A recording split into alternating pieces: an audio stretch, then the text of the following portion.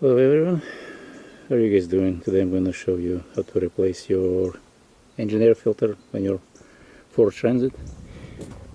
This is the filter I'm using, but you can use any brand you want, whatever brand works for you. I'll post a link where you can buy it. This is actually a pretty cheap filter. In terms of price, it's around 20 bucks. It's not cheap, but I think it's a good price. So what I'm going to do, I'm going to loosen up this clamp, remove the hose, and then there is two clips. One clip is there, and there's one behind there.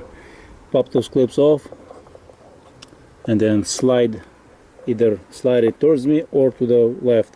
Remove the box cover and get the filter out. Unfortunately, this filter box top section, the cover, cannot remove it. It does not come out. So basically you have to unplug your MAF sensor, and there is a clip on the side here, and then there's another clip actually on the side there, right there. You gotta either push on it, or there's something actually, yeah, right here is that clip. You gotta push on it to release it and then lift it up. And to get this filter box top section off, it's like you gotta take this whole thing apart. Extremely smart engineering. Everything. It just, no matter how much this Ford van drives nice, accelerates, but all those issues, servicing is the nightmare, and everything else is just like that. There is no way I'm gonna be liking it, this thing. Okay, so now let me get the filter out. Wow.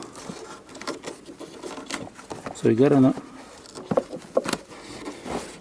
basically damage the filter to get the filter out. If there's anything in the box up there, clean it up.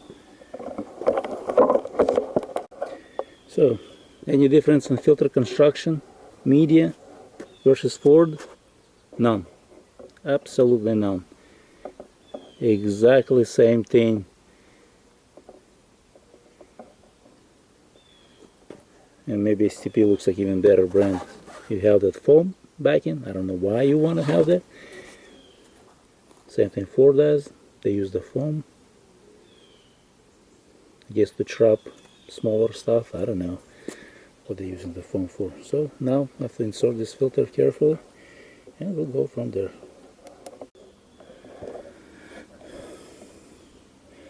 So I put everything back together. You push on this and you remove. Same thing with that clip right there with the screwdriver, and just pops out that clip right there. And then you gotta, not sure what words to use to get this box back and off. It's a mess. It's the dumbest engineering ever. And the bonus for this video, why I'm so dissatisfied with how Ford engineers their vehicle is, it doesn't get any dumber. So this sensor, what's wrong with this picture? Who in the world bends wires 90 degrees, 180 back? No one does this. No one does in industry. It's called a point where it's going to break off from all the vibration. Why can't you just put the sensor on the top or on the side and run a straight wire? Save some wire. Well, that's how things are done on Ford, unfortunately.